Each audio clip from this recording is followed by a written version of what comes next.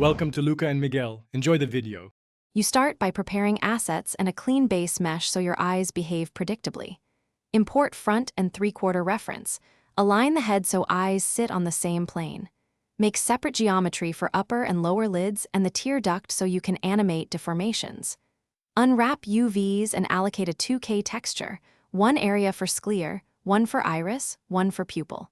Once done, organize layers and name objects clearly so rigging and shading happen quickly and without confusion. You now refine geometry and build shaders to sell realism. Sculpt a shallow corneal bulge and carved iris grooves, preserve topology for animation and lashes. Build a layered shader, a refractive, thin cornea layer above a detailed iris texture and a subsurface scattering sclere for depth. Add a separate thin wetline mesh for specular catch.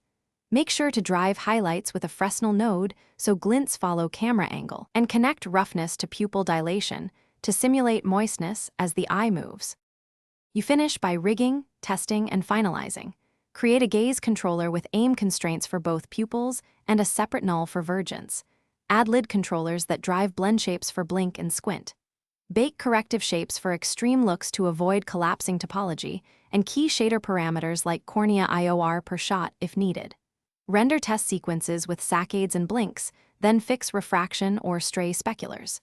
If artifacts persist, isolate the layer and temporarily increase sampling to pinpoint the issue.